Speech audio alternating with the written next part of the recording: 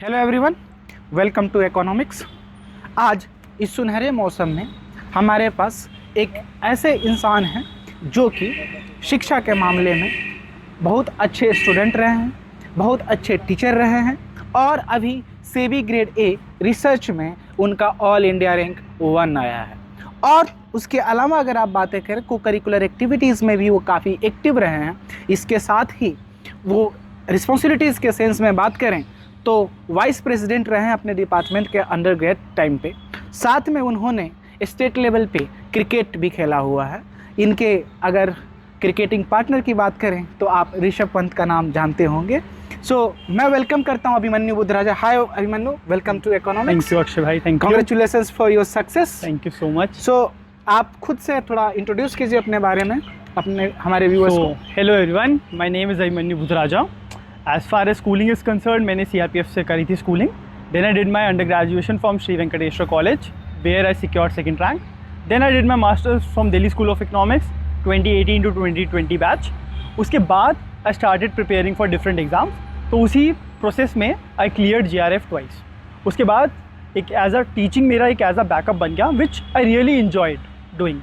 तो अब मुझे क्लोज टू 5 years हो चुके हैं टीचिंग वाली फील्ड में and currently I am teaching eight SRCC।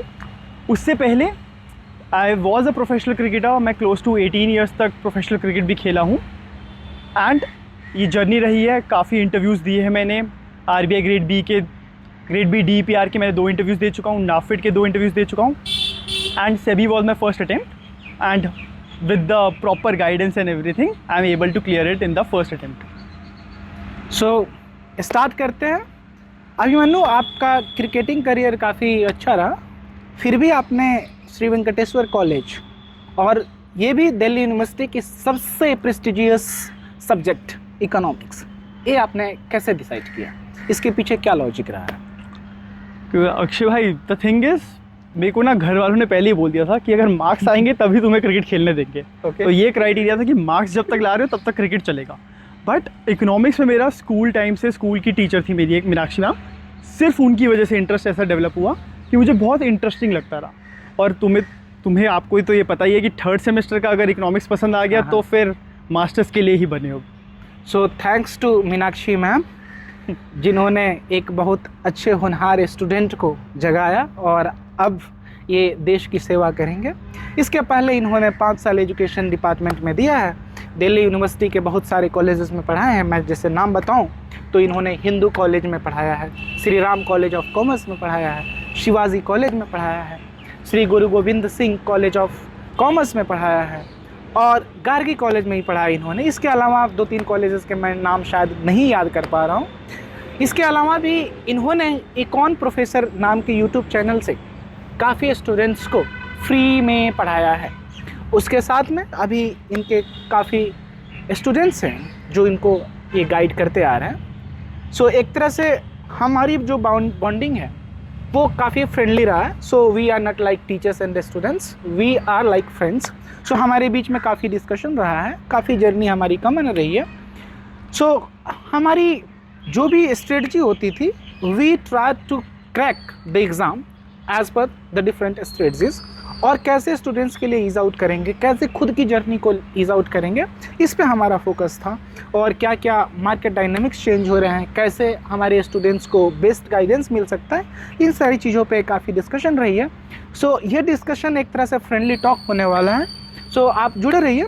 और इसका रीज़न भी इन्होंने बताया कि एक टीचर ने इनकी लाइफ की जर्नी चेंज कर दी। एक तरह से मैं सैल्यूट करता हूँ ऐसे टीचर्स को। और अभिमन्यु बुद्धराजा खुद ही उसी तरह के एक टीचर रहे हैं जिसने गाइडेंस दिया है काफ़ी स्टूडेंट्स को, और वो गाइडेंस रियल गाइडेंस रहा है। इवन इन्होंने काफ़ी ज़्यादा स्टूडेंट्स को हमारे कोर्सेज ज्वाइन करने के लिए भी इन्होंने डिस्काउंट का ऑफ़र बताया था, और हमने डिस्काउंट भी दिए थे काफ़ी स्टूडेंट्स को अफोर्डेबल बनाने के लिए। ऑल्दो हमारा मार्केट रेट से काफ़ी कम प्राइस था, फिर भी हमने डिस्काउंट कर रखा था। थैंक्स टू हिम कि इन्होंने ये सारी इनिशिएटिव्स के बारे में सोचा। अब चलते हैं अभिमन्यु बुद्धराजा, आपने जो टारगेट किया था इकोनॉमिक्स सिविल सर्विसेज एग्ज़ाम्स के लिए, सिविल सर्विसेज एग्ज़ाम्स के लिए आपने जो इकोनॉमिक्स पढ़ी उसका अप्रोच, और RBI grade B, Indian economic service, SEBI grade A research, इन सब के लिए इकोनॉमिक्स जो आपने पढ़ा, काफ़ी डिफरेंट रहा। इवन आप अगर आप कंपेयर करेंगे यूजीसी नेट जेआरएफ से तो वो भी काफ़ी डिफरेंट रहा। सो इसको आपने कैसे मैनेज किया और कैसे ये जर्नी चेंज होती चली गई, आपने इसको कैसे कोप अप किया, इस पर ज़रा बताएं। क्योंकि अक्षय भाई स्टार्टिंग में ना मैंने कभी सोचा नहीं था कि मैं आरबीआई सेबी के एग्ज़ाम्स दूंगा, सारा फोकस था इकोनॉमिक्स ऑप्शनल पे। तो एक बार ऑप्शनल जब पूरा स्टडी हो गया तो एक ऐसे लेवल का बेस बन गया कि 70% ऑफ द सिलेबस हर चीज़ का कवर हो गया। बट जैसे आरबीआई में नहीं बट सेबी या नाफिड में तो क्वांट वाला कंटेंट बहुत ज़्यादा होता है। तो क्वांट मेरा ऑलरेडी स्ट्रॉन्ग था तो मेरे को उस पर उतना एफर्ट डालना नहीं पड़ता था। अब जो रिमेनिंग 30% कंटेंट था वो हम आपस में डिस्कस करते थे कि उस 30% के लिए क्या प्रॉपर बुक्स होनी चाहिए या क्या किस टाइप से क्वेश्चंस हम एक्सपेक्ट कर सकते हैं। हाँ। तो हमने वो चीज़ें जो हमने आपस में डिस्कशन करी वो 30% हमारा आरबीआई में भी कवर हुआ, वही 30% सेबी में भी हुआ। तो सेबी में थोड़ा फाइनेंस वाला ज़्यादा आया बट आरबीआई में टाइम सीरीज़ एंड ऑल जो कि यूपीएससी सीएससी में नहीं होता। तो वो प्रॉपर गाइडेंस के साथ द थिंग इज़ होता क्या है कि हम यूजली क्या करते हैं, हम अकेले में कन्फाइंड रह के खुद पढ़ते हैं। मैंने भी ऐसे किया था, सब कुछ दीन दुनिया से बंद होके फ़ोन सब कुछ हटा के खुद पढ़ने लगा। तो मेंढक के कुएं वाली बात हो जाती है कि बाहर का कुछ पता ही नहीं चल रहा। तो एंड इसके लिए सबसे इंपॉर्टेंट क्या होता है, you need to have a guide और अ मेंटर जो सिर्फ पेपर से नहीं, तुम्हारा लाइफ का डाउनफॉल भी आ रहा है तो he is there with you. And to be very honest Akshay भाई is one of them and I am very grateful Akshay भाई for your support. Thank you Abhimanyu. And हाँ, मैं कुछ ऐसे ज़बरदस्ती नहीं कर रहा but he has been there with me mock interviews से लेके आरबीआई के। एंड जिनको खुद एक्सपीरियंस हो ना मॉक इंटरव्यूज़ देने का, सो दे नो, जिनको खुद एक्सपीरियंस हो लाइव इंटरव्यूज़ देने का। एंड अक्षय भाई खुद इतने इंटरव्यूज़ दे चुके हैं तो इतने एक्सपीरियंस बंदा अगर तुम्हारा इंटरव्यू लेगा तुम्हारे छोटे छोटे लूप होल्स भी बताते थे। तो which was very like confidence मेरा बहुत बूस्ट हो जाता था। सेबी के लिए भी ही गाइडेड मी थ्रू आउट कि किस टॉपिक से एक्सपेक्टेड है क्वेश्चन आना, क्योंकि जो बंदा खुद पेपर में अपीयर हो रहे हैं ना, ही और शी नोज़ बेटर कि कहाँ से एक्सपेक्टेड है क्वेश्चन, क्योंकि पैटर्न बिल्कुल चेंज होता रहेगा। डीयू के सिलेबस की तरह नहीं होता कि स्टिक कर रहे 15 साल सेम रहेगा, हर साल वो इवॉल्विंग पेपर है। तो जो एक्सपीरियंस्ड हो उसके पास जाओगे तो it will save you some attempts. Thank you Budhraja for this gesture जो कि आपके देखने वाले ऑडियंस को काफ़ी हेल्प करेगा। So coming to our point, आपने सेवी के साथ इंटर्नशिप भी किया हुआ है। हाँ जी। सो इंटर्नशिप पे आते हैं, इंटर्नशिप कैसे स्टूडेंट को ग्रूम करता है प्रैक्टिकल लाइफ को जीने में और कैसे एक ऑर्गेनाइजेशन के स्ट्रक्चर को समझाने में हेल्प करती है। इंटर्नशिप से फ़ायदा क्या होता है, I did an internship with SEBI in 2019। तो बेसिकली मास्टर्स का फर्स्ट ईयर था, सब कॉर्पोरेट में जा रहे थे, I was incline towards government, तो मैंने थोड़ा सेबी में ट्राई किया, तो I got into SEBI for the internship. तो मेरा वेदर डेरिवेटिव्स पे था एंड द वर्क एनवायरनमेंट जो मैंने देखा and how cordial the environment was, कितना सपोर्टिव थे, इट एक्चुअली बूस्टेड कि मतलब this is a good work place if I want to be, I can consider in future. क्योंकि कॉर्पोरेट का मेरे को थोड़ा माइंडसेट था कि अगर मैं सोसाइटी के लिए कंट्रीब्यूट नहीं कर पा रहा तो it doesn't make sense. But SEBI का कल्चर मुझे बहुत अच्छा लगा था, इसलिए मेरा बैक ऑफ द माइंड था कि it can be a future option. So अब हम लोग एग्ज़ाम को डिकोड करते हैं। सो उल्टा चलेंगे, इंटरव्यू से स्टार्ट करेंगे। सो आपने आरबीआई के इंटरव्यू दिया हुआ है। आरबीआई के इंटरव्यू में रिलेटिवली रीगर ज़्यादा होता है, सेबी का कॉर्डियल ज़्यादा होता है। सो इसमें अगर आप एस्पिरेंट को बताना चाहेंगे रेगुलेटरी बॉडीज़ के सेंस में कैसे उनको प्रिपेयर करना चाहिए इंटरव्यू के पर्सपेक्टिव से। और आपने देखा होगा कि आरबीआई में रिलेटिवली बैंकिंग के क्वेश्चंस ज़्यादा होते हैं, फाइनेंस के क्वेश्चन रिलेटिवली सेबी में ज़्यादा होते हैं due to the organisational structure and the organisational objectives. So इसको प्रिपेयर कैसे करना चाहिए, इस पर जरा था बताएं। सो अगर हम मॉक इंटरव्यूज से जो पहले गाइडेंस मिलती है, अपार्ट फ्रॉम दैट जो करंट अफेयर्स हमें करने होते हैं, आई वुड सजेस्ट, मैंने 3 न्यूज़पेपर करे थे, Business Standard, the Mint, Indian Express. And interviews में वो पूछते भी है कि कैसे तुमने प्रिपेयर किया, एंड न्यूज़पेपर के नाम्स तक पूछे मेरे से, एंड रीसेंट आर्टिकल्स के बारे में they have healthy discussion. But अगर हम आरबीआई की बात करें, आरबीआई के इंटरव्यूज़ थोड़े रिगरस होते हैं एंड मेरा इंटरव्यू क्लोज टू 35 मिनट्स चला था। बट अगर सेबी की बात करूं तो सेबी का मेरा रिपोर्टिंग टाइम ही 12:30 था, मैं 12:15 पहुंचा एंड 12:30 तक उन्होंने मेरे को इंटरव्यू रूम में पैनल में डाल दिया था while I was filling some form. तो बहुत ही जल्दबाजी में हुआ interview and I was expecting, क्योंकि मॉक इंटरव्यूज़ जैसे अक्षय भाई ने भी लिया क्लोज टू 35 मिनट्स 40 मिनट्स चलते हैं, क्योंकि इट इज़ एक्सपेक्टेड इतने ही मिनट्स के तुम्हारे इंटरव्यू चलते हैं। But for SEBI the interview lasted for close to 15 minutes. मुझे ऐसे लगा कि मेरा ही अच्छा नहीं गया या क्या था, बट देन आई रियलाइज बाकी सब कैंडिडेट्स का ऑन एन एवरेज 10 मिनट्स तक चल रहा था. तो इससे एक चीज़ जो मुझे इन्फर हुई कि RBI में they will go into very depth, whereas in case of SEBI they look at the personality के पर्सपेक्टिव पे मोर जाएंगे एंड एक ब्रॉडर व्यू पॉइंट पूछेंगे. तुम्हें इतना ग्रिल नहीं करेंगे उस इंटरव्यू में. तो this is one thing I realise. And interview में भी also I was one of the highest scorer in SEBI. So इन्होंने काफ़ी अच्छे से बताया दोनों के पर्सपेक्टिव्स में और दोनों के स्ट्रक्चर के कारण कैसे डिफरेंट होता है इंटरव्यूज़. इसमें अभिमन्यु एक जरा बताएंगे कि प्रिपेयर करने के रिसोर्सेस आपने न्यूज़पेपर के अलावा क्या क्या देखे थे इंटरव्यू के लिए? Since I was teaching in SRCC, तो मैंने जो मैं कोर्सेज पढ़ा रहा था उनको very thoroughly I studied. And क्योंकि it is very highly expected कि उससे क्वेश्चन आ सकते हैं, एंड सिंस सेबी है तो मेरे को थोड़ा फाइनेंशियल इकोनॉमिक्स भी पढ़ना पड़ा. DU की readings is more than sufficient, but वो इतने टेक्निकलिटी है, तुमसे Black-Scholes का मॉडल नहीं पूछेंगे. बस they will try to understand कि तुम्हें वो बेसिक अंडरस्टैंडिंग है या नहीं. तो ग्रिलिंग इंटरव्यू इतना नहीं होता, बट फिर भी प्रिपरेशन अगर तुम्हारी अच्छी होगी then it will make a difference. क्योंकि इंटरव्यू में 1-2 मार्क्स से भी you will either get in the final list और you will be out of it. Okay, so अब आते हैं फेज़ 1 फेज़ 2 को क्लब कर देते हैं, क्योंकि दोनों में नियर अबाउट सेम ही चीज़ें पढ़नी हैं और बस क्वेश्चन पूछने के तरीके चेंज हो जाते हैं.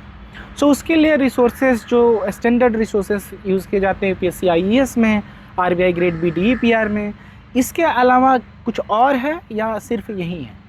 नहीं, अगर हम सेबी की बात करें, सेबी का प्रीलिम्स में फिर वही 2 पार्ट्स होते हैं. क्वांट एंड इकोनॉमिक्स का पूरा पेपर होता है 100 मार्क्स का, एंड क्वांट का होता है 100 मार्क्स का.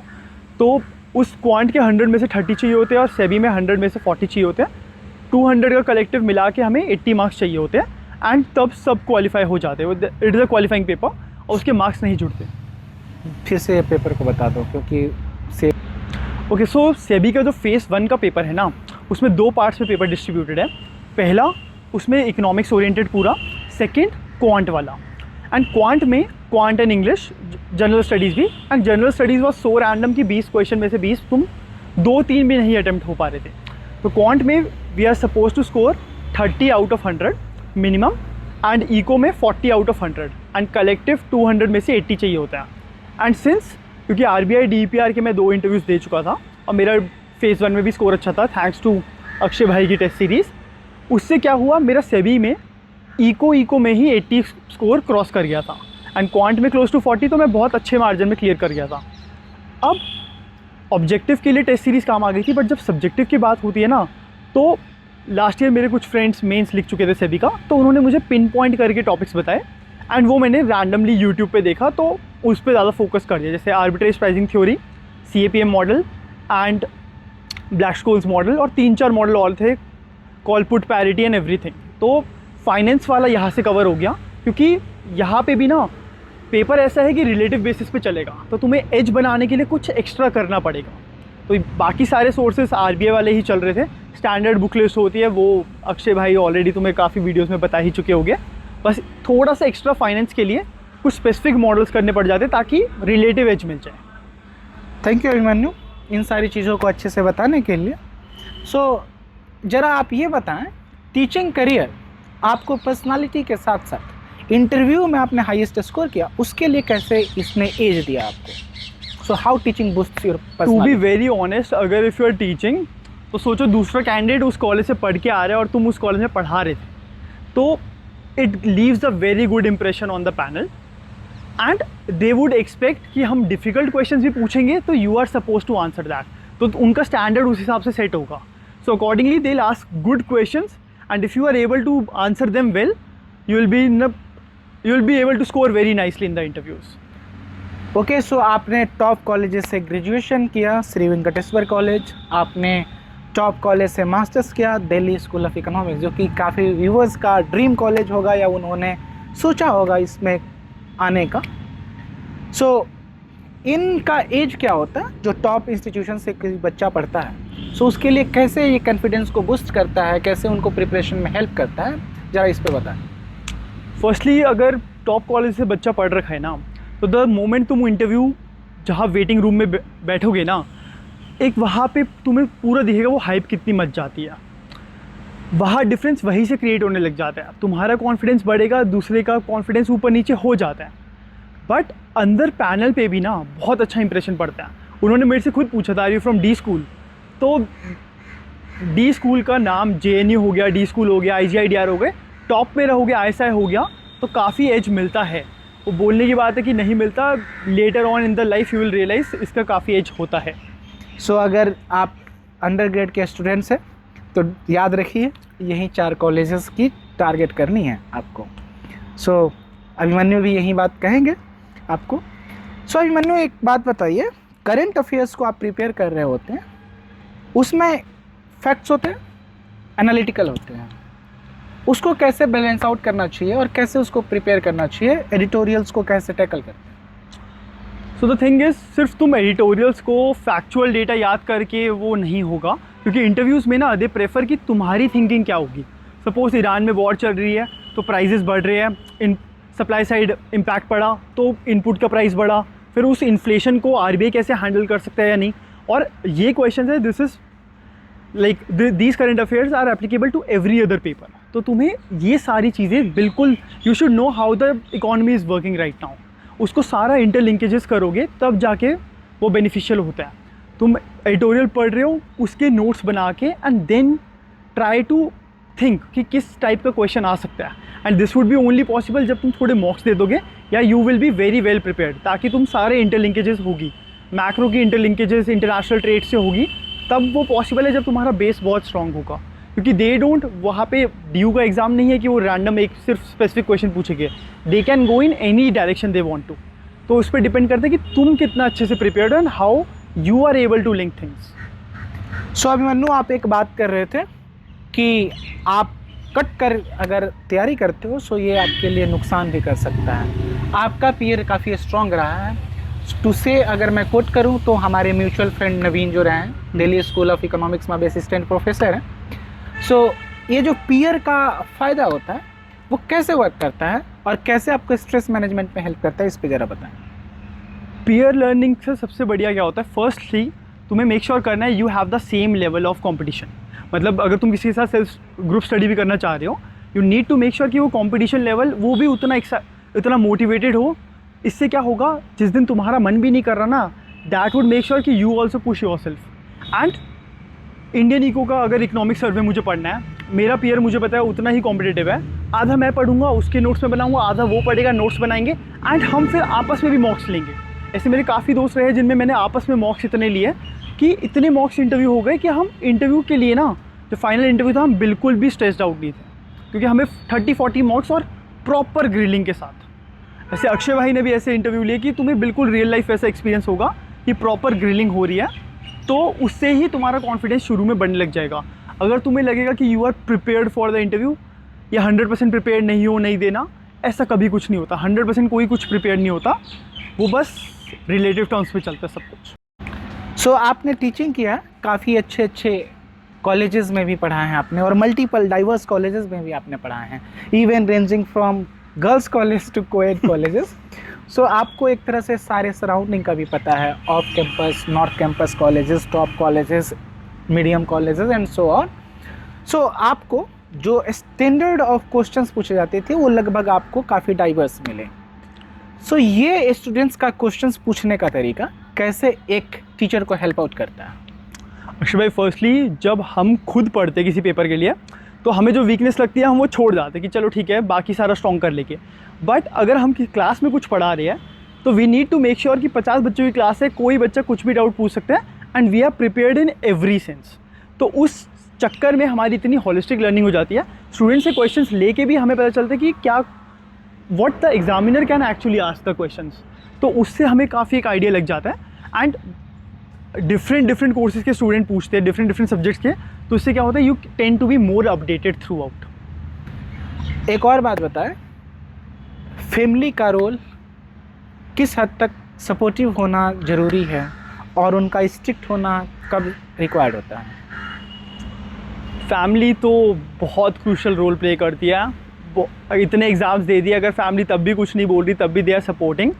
फैमिली का सपोर्ट अगर है तो आधी जंग तो तुम ऑलरेडी जीत रखे हो, और मोस्टली हर फैमिली सपोर्ट करती है। बट कभी फाइनेंशियल इश्यूज आ सकते हैं, कुछ आ सकते हैं, तो सब्जेक्ट टू इंडिविजुअल वाली चीज़ होती है। बट फैमिली सपोर्ट बहुत क्रूशल रोल है, वरना मेंटल पीस पे बहुत इम्पैक्ट पड़ता है। अगर एक बार इंटरव्यू में रिजेक्ट होके वापस आओ ना, तो 1 साल पूरा उस प्रोसेस के लिए वेट करना, it is not at all good. You will get to know, but hopefully ऐसा सिनेरियो आया ही ना, फर्स्ट अटेम्प्ट में सब कुछ चीज़ें क्लियर हो। सो आपने लाइफ में काफ़ी फेलियर्स भी देखे हैं, काफ़ी फेलियर्स अपने साथ में शेयर भी किए। सो इस फेलियर को टैकल करने के लिए कुछ सजेशंस देंगे, क्योंकि बहुत सारे एक्सपीरियंस होंगे जिनके भी लाइफ में ऐसी चीज़ें चल रही होंगी। 2 टाइप्स के कैंडिडेट्स होते हैं। अगर फेलियर करके बिल्कुल रूठ के बैठ गए, ये कुछ नहीं करना। सेकंड टाइप के होते हैं कि उसको ओवरकम करने के लिए। बोलना बड़ा आसान है, मैं खुद उस फेज़ में जा चुका हूँ। It is very difficult to do it. And इस टाइम पे ज़रूरी होता है कि अगर सपोज़ मेरा RBI नहीं हो रहा, तो मुझे एक ऐसा फ्रेंड सर्कल भी चाहिए जो सिर्फ कॉम्पिटिटिव एग्जाम्स का नहीं पढ़ रहा, जो उससे बिल्कुल परे है, ताकि मैं उससे कभी डिस्कशन करूँ तो वो टॉपिक आए ही ना। तो आई वुड सजेस्ट कि बीच में फैमिली के साथ ट्रिप बन रहे हैं, बिल्कुल जाओ, प्रॉपर बैलेंस आउट करके चलो। एक एग्ज़ाम को बस बिल्कुल एंड गोल वो मत करके चलो, बिल्कुल दिल पे मत लगा के एफर्ट डालो पूरे। बट मेक श्योर कि ऐसे नहीं कि सब कुछ छोड़ छाड़ के दुनियादारी से, वो फिर क्लियर हो गया तो ठीक है, नहीं हुआ तो बट उसका यू नीड टू बी, मतलब I am a risk averse person, तो मैं तो ये प्रेफर करता हूँ कि I should have a good backup as well. That is the reason I started teaching after certain failures. But goal फिर भी था कि क्लियर करना है, तो बैकअप हो गया ताकि मेंटल स्ट्रेस ना रहे, बट एफर्ट्स तुम्हें डालते रहने पड़ेगा। Give your 100% and don't worry about the results. Abhimanyu, कोई नए सिरे से प्रिपरेशन करना चाहता हो, स्टार्टिंग से प्रिपरेशन बिगिन करना चाहता हो, उसके लिए आप क्या सजेशन देंगे? आई वुड सजेस्ट, अगर इकोनॉमिक्स से ओरिएंटेड पेपर ही करने हैं, क्योंकि काफ़ी ये पेपर है जैसे RBI से भी, इनकी मिनिमम रिक्वायरमेंट मास्टर्स है। तो if you are doing masters, तो दैट मीन्स कि तुम्हारा इकोनॉमिक्स में ऑलरेडी इंटरेस्ट है काफ़ी। बट अगर पेपर देने में इनमें इंटरेस्ट है एंड बेस नहीं स्ट्रॉन्ग हो रखा, you can go through the source books back, या फिर you can enrol with someone जहाँ तुम्हें प्रॉपर गाइडेंस। देखो, पढ़ाने के लिए बहुत टीचर्स होते हैं, बट जो तुम्हारे साथ थ्रू आउट, सक्सेस में तो सब हर कोई साथ आएगा, जब फेलियर में भी जो साथ खड़ा है ना, दैट मेक्स अ डिफरेंस। ऐसा टीचर या मेंटर जो थ्रू आउट तुम्हारी जर्नी में साथ खड़ा हो। ओके अभिमन्यु, एक HR टाइप का क्वेश्चन। आपकी लीडरशिप रही है, उसमें आपने पोस्ट भी होल्ड किया डिपार्टमेंट में, आप क्रिकेट टीम में भी लीडरशिप रोल में थे, क्रिकेट भी आपने खेला। ये कैसे आपको ग्रूम करने में हेल्प करती हैं? क्योंकि काफ़ी बच्चे आज की जनरेशन में सिर्फ पढ़ाई कर रहे होते हैं, उनको को करिकुलर या स्पोर्ट्स में कोई ज़्यादा दिलचस्पी नहीं होती। उनके लिए आप क्या कहना चाहेंगे? आई वुड सजेस्ट कि सिर्फ पढ़ाई it is not the solution.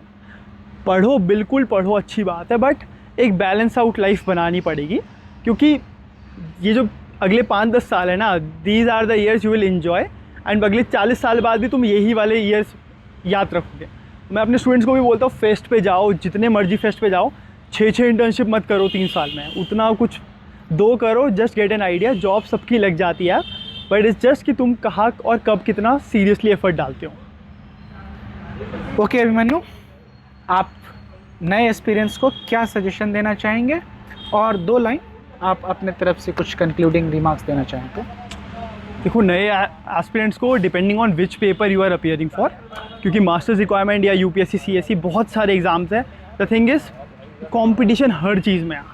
तुम अगर बाहर मोमोज़ का स्टॉल भी लगा लो, तब भी तुम्हें कंपटीशन दिख जाएगा। तो उस कंपटीशन को तुम कैसे करते हो, उसमें तुम सस्टेन कैसे करते हो, इट्स जस्ट कि तुम्हारा कंपटीशन खुद से ही है।